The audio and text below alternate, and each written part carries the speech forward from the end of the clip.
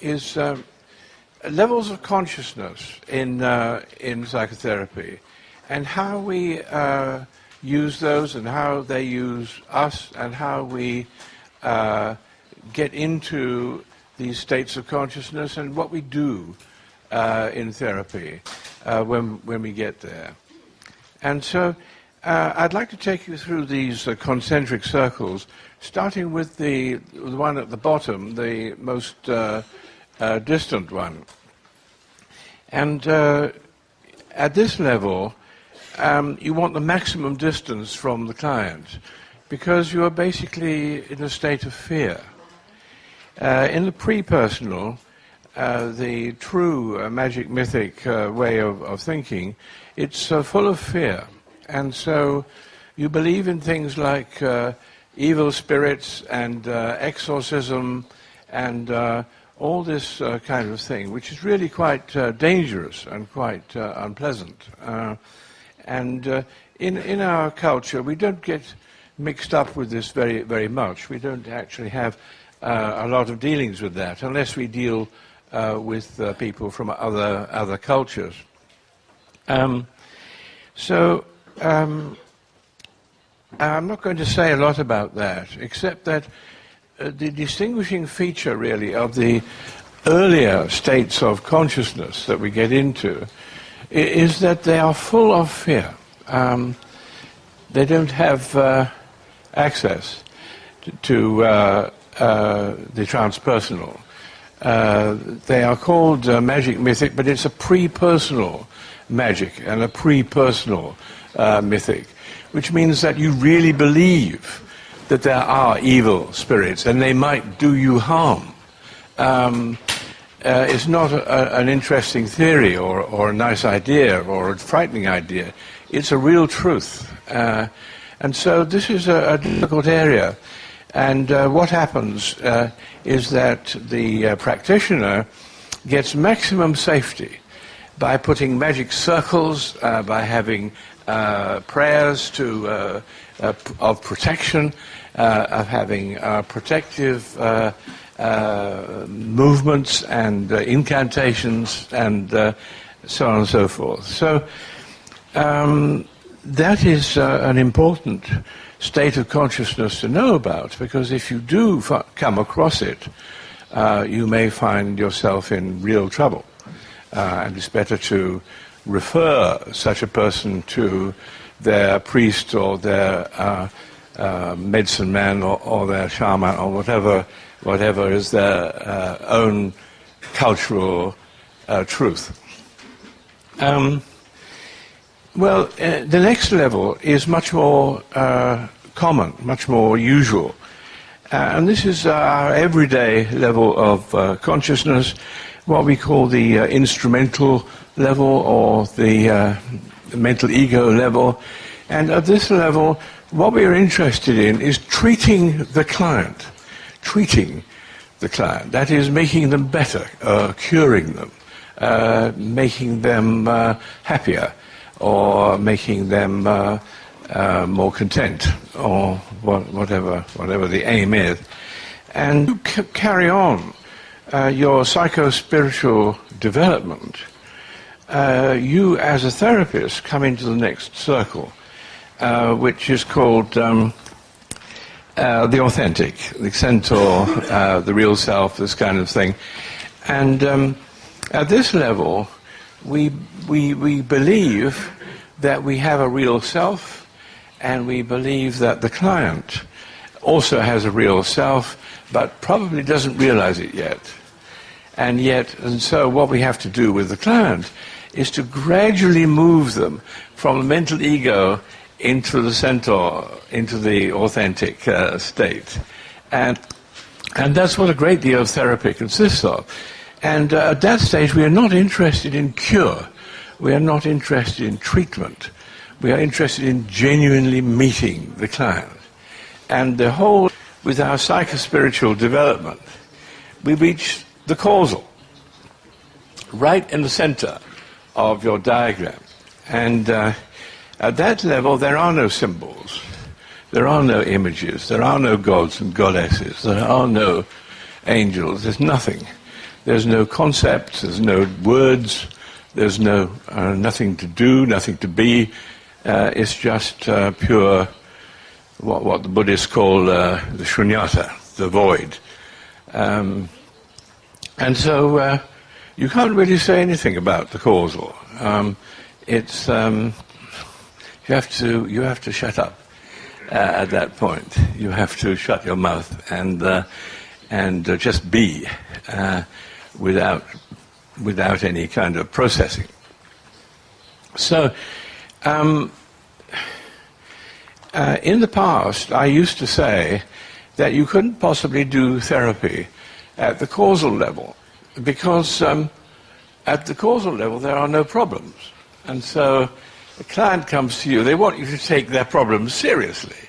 They don't want you to tell them there's no problems. It's a bit of an insult to some people to say, you think you've got problems, there are no problems. It's a paradoxical, difficult thing to say to people. But what I've discovered is that it is in fact possible to do therapy at the causal level. If the person is ready for it, if the client is ready to do that. And so some of the clients who come to me now are ready for it, and some of them do. And I have had a whole session, for example, with one person where there was complete silence from beginning to end of the session. And it was a very rich silence. There was a lot happening in that silence. Between us, there was interplay going on without any need for words.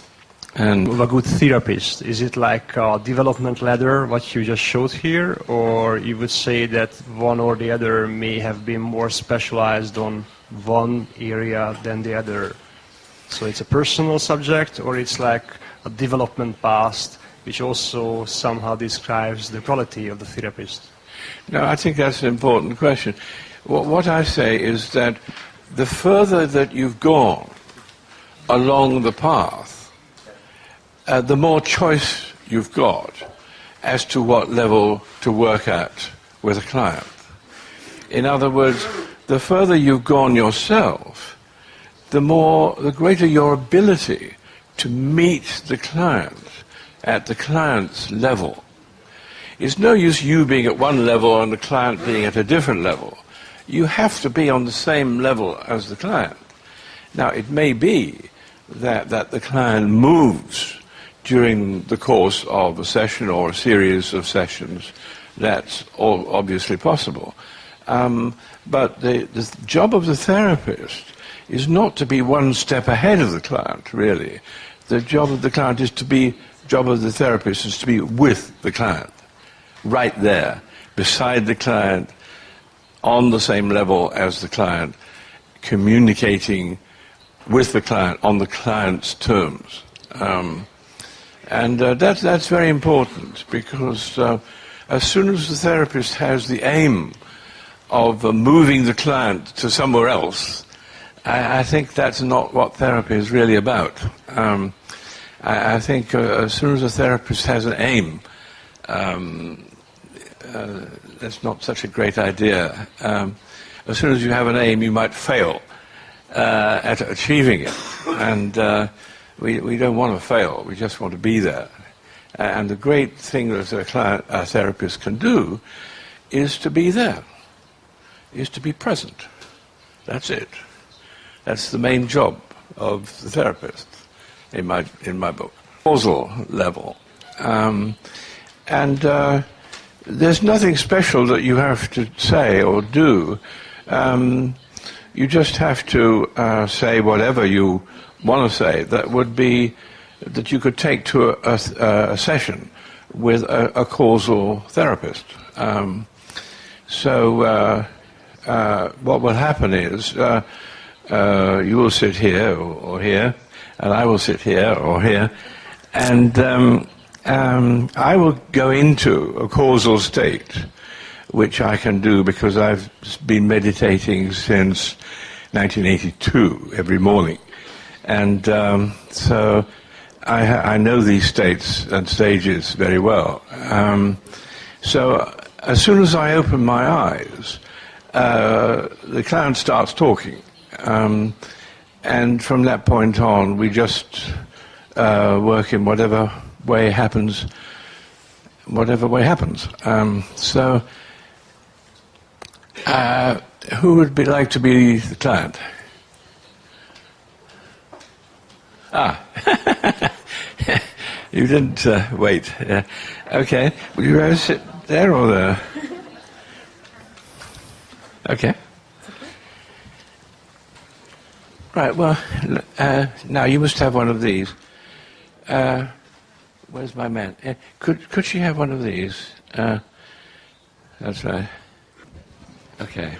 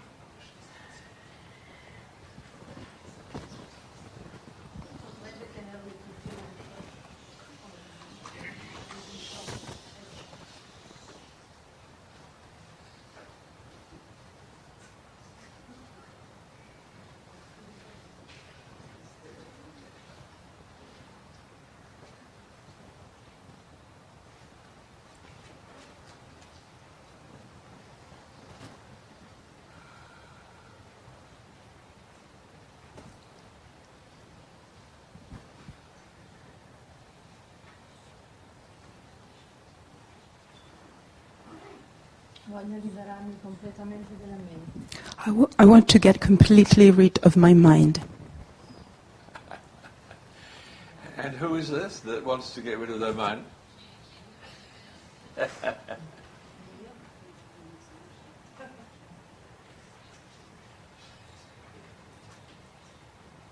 La parte di me che vuole amare. The part of myself that wants to love. It's already very complicated. You've got a self, you've got a part of the self, you've got the me, you've got the I. How many more of you is there? Mm-hmm. That's right. That's right. Well, it's very complicated. Sounds to me like too complicated.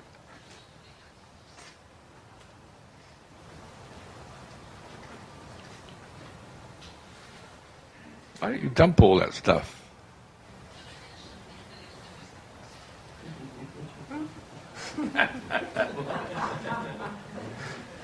That's. Well, I'm going to. Okay. Now? What I have to do. What do you want me to do? Nothing.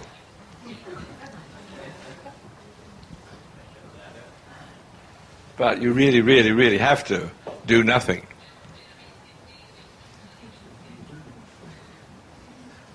A little bit of nothing won't help. It's got to be all nothing.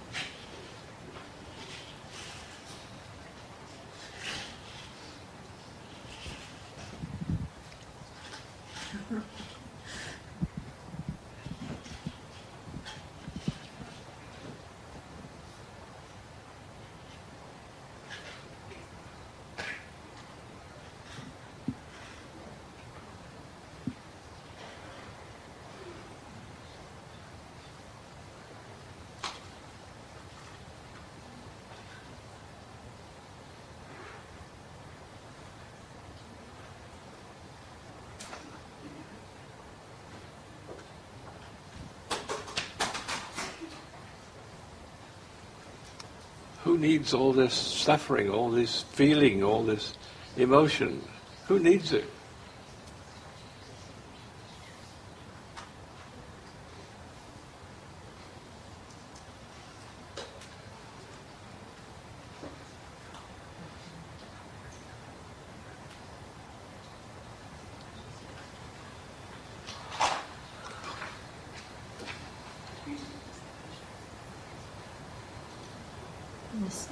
No one.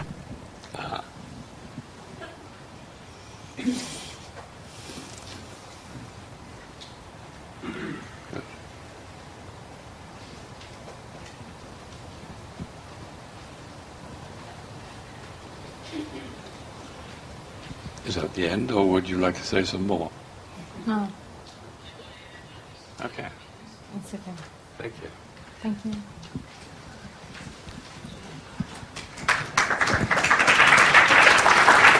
Have no aim. Yes, yes. Did you really not have an aim?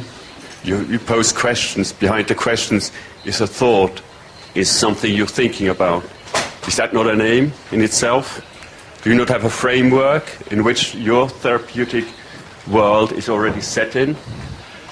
Not really, no. I think that all aims are misleading because as soon as you have an aim, you set yourself up for success and failure. Success and failure is bullshit.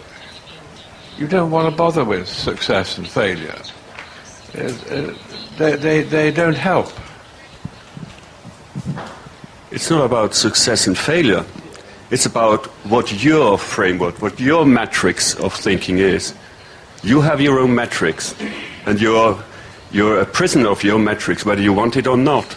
And you actually do things, think things, according to your matrix. Well, at the mental ego level, I have a matrix.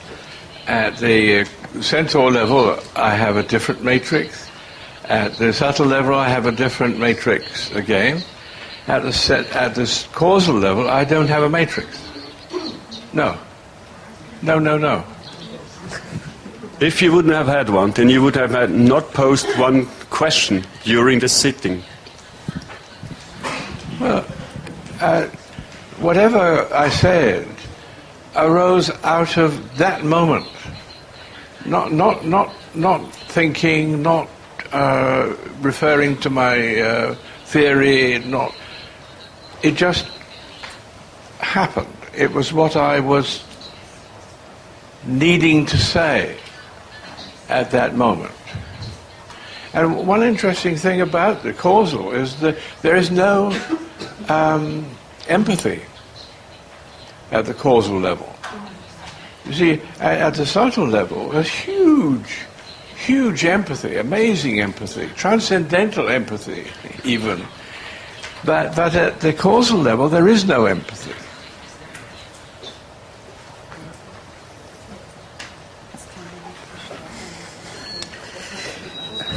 I have the question, I'm fascinated of the different levels, but I have the question, is it the same for the different traditions? Me, for instance, I'm a yoga teacher, Yeah. and if you and I can see these levels. Right. But when you take LSD or when you make shamanism or something like this, do they also have these levels? I can't imagine. Or do they spring from one level? Well, LSD is very unique. It doesn't really belong in a kind of orderly sequence. Anything can happen depending on where the person is, where the person is located, what's going on at the time, all kinds of stuff, you know. So I won't talk about LSD, but shamanism is mostly subtle level stuff. It's as we meet it in the West. You know, there's sort of ancient shamanism, which is probably back in the magic mythic level. I don't know much about it. But the shamanism that I've met in America and in England and other places is very much to do with the subtle. You actually going into the subtle realm where there are monsters, demons, angels, helpers of one kind and another, all kinds of stuff like that, and places and caves and all sorts of stuff. But so I think that's mainly subtle level stuff as we meet it in the world today, you know. And what is this LSD and ayahuasca? Well, I've never taken ayahuasca, so I have no knowledge of really of that. LSD I have taken, and I find it very useful in my own therapy as opening up doors which I had kept closed, and holding open the spring doors of the mind, so to speak. LSD is good for that, very useful for that. But of course, once you've opened the door, it depends on who you are and what your experiences have been and so forth as to what you get. I don't think there's any rule about that, except that it's going to surprise you, probably.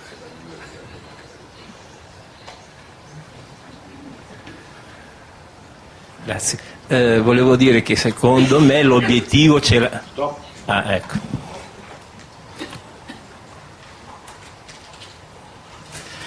Secondo me l'obiettivo è quello del paziente e lei giustamente ha detto noi abbiamo la funzione di accompagnare, di stare allo stesso livello.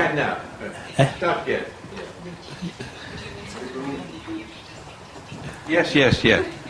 Allora, ripete? Allora, a mio parere l'obiettivo è l'obiettivo del paziente, non tanto nostro, e giustamente quando la nostra funzione è quella di accompagnare il paziente verso i suoi obiettivi.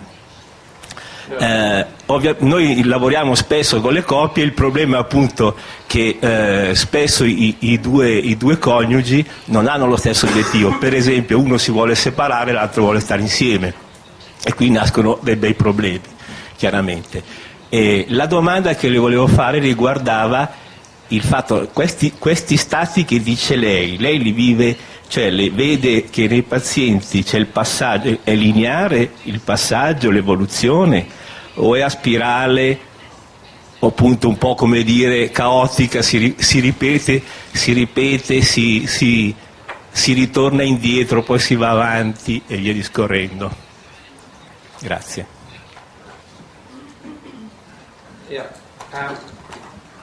Okay, let's make sure we don't get any whistling.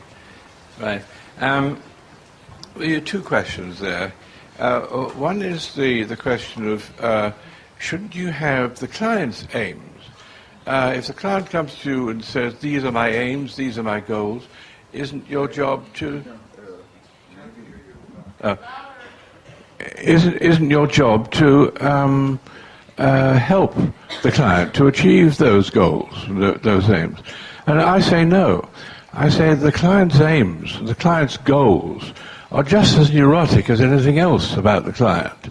I don't take them seriously at all. I work with the client to open up what is real for the client.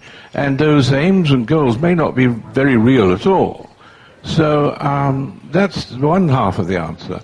The other half of the answer was about is the development of these levels steady, sort of smooth development, or do people go backwards and forwards or whatever? the interesting thing is that it's a dialectical process. In other words, you can't go to one level without disowning the previous level. And you may get very contemptuous of the previous level, in fact. Now, as time goes on, you lose that. That becomes, okay, that's one level, this is another level, that's okay. You know, they're both okay in their place. But it's essentially a dialectical process, so it's an emotional process. You move from one level to another with difficulty. It's not easy.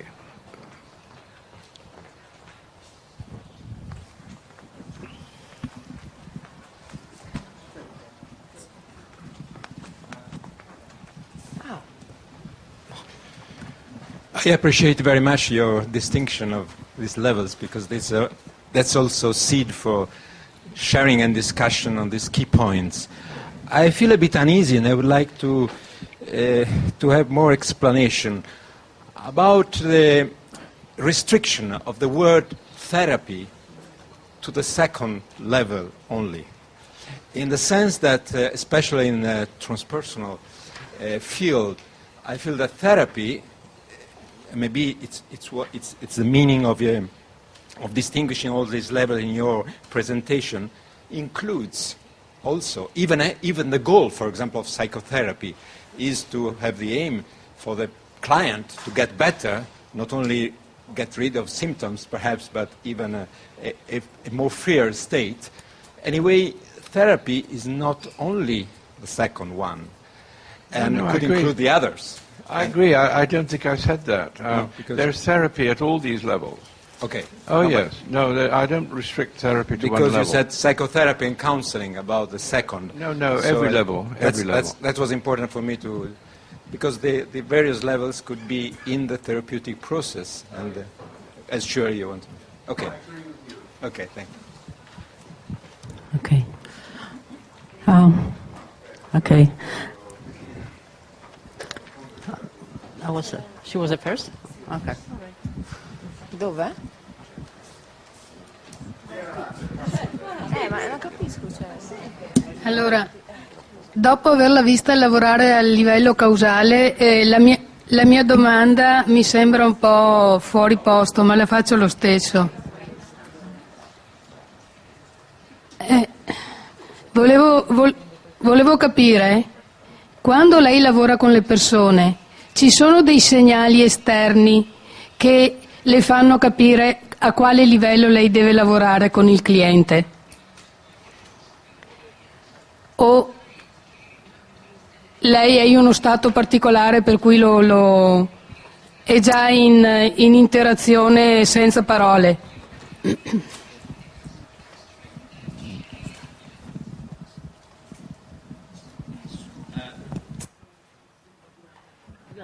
No, I think this is just obvious, really. The client tells you through words, through gestures, through movements, through expressions on the face, all kinds of stuff tells you. Freud said that the patient leaks information all the time. All his secrets leak out all the time. And I don't think it's hard to tell what level a client is at. And what they talk about, how they talk about it, everything tells you. I don't think it's hard to distinguish. Yeah, I really respect your approach, but it reminds me more of like I go to my spiritual teacher and Zen teacher, and I say something, and she said, "Okay, who is talking?" Right? So it's more like a spiritual interview. And I'd like to understand, because when she said she wants to drop her mind or whatever, she wants to get rid of her mind, and you ask something, and she said, because I want to laugh. And I understood that her mind maybe is controlling her heart or something, and it's an obstacle on her way to love. So I would probably go into this direction. How is your mind bother you or controlling your heart, and what do you really want to, express? But this is different. I understand this is different directions. So, but I just want if you can comment on it. Thank you. Yeah, thank you. Yes, that's perfectly right. That's what I would have said if I'd been working at any of the other levels, really, any of the other levels. It's only at the causal level that it stops making sense. And you're quite right that this is the kind of spiritual teacher approach, because you can't help being a spiritual teacher if you're at the causal level. That's how it comes out, but it could still be useful in a therapeutic sense. I've had several instances where I've done this kind of demonstration, and the person has gone right to the heart of their original wrong turning, so to speak. And we've been able to see, that's what you did. That's how you set yourself up to fail in this particular way, whatever it is. So it's very immediate. It's very direct.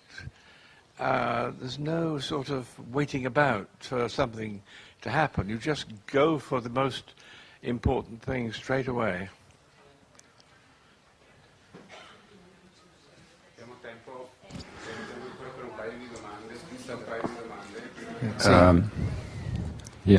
Volevo chiedere, volevo spostare un attimo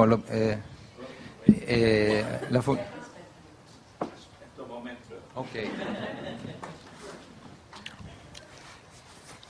Ecco, volevo spostare un attimo l'attenzione chiedendo alla ragazza che è venuta lì, avevo bisogno di conoscere il suo feedback e di sapere, come si dice in italiano, fuori dai denti, cioè sinceramente come è stata lì e come si sente adesso, se lei si sente di spiegare questa cosa, se la ragazza si sente, se no fa lo stesso.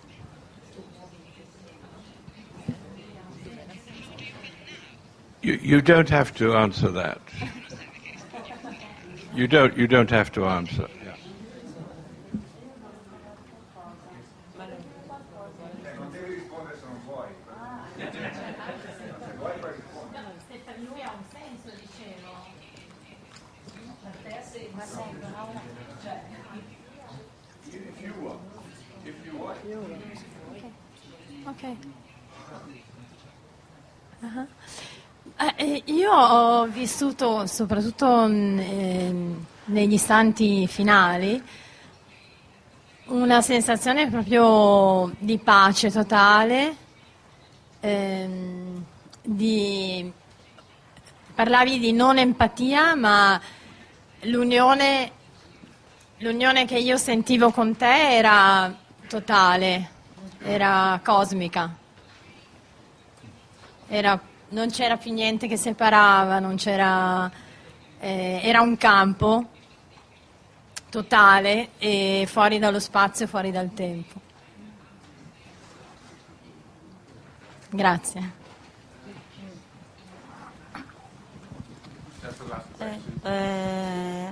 Lei, la signorina ha proprio complementato ciò che io ho visto. Io vedo Laura e ho visto nell'aura che c'è stato quest'aura sua che si è spostato verso questa ragazza e c'era un filo di luce, un campo di luce che vi legava e io ho sentito che lei le diceva: io sono con te, io sono qui per te, io sono io, tu sei tu, ma siamo un pezzettino di cammino assieme, no? E quindi c'era questo incontro di anima più che di obiettivi, di raggiungerò questo o quell'altro. E quando c'è amore credo che poi uno non ha più bisogno di amore, non credo che lei non aveva mai, c'era amore, quindi che bisogno c'è di trovare questo amore se c'è, no? Che è quello che ho visto proprio, e che si illuminava tutto, quindi l'amore è l'amore. E lei mi piace molto.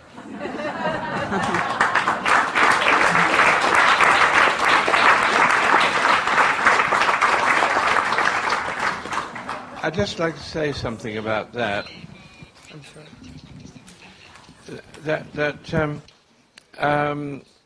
At the causal level, there is a kind of love, but it's a kind of steady beam of love, so to speak. It's not particular. It's general, and it's like in Christianity they talk about agape. It's a kind of love that doesn't require anything back. No return is needed. And it's a bit like that.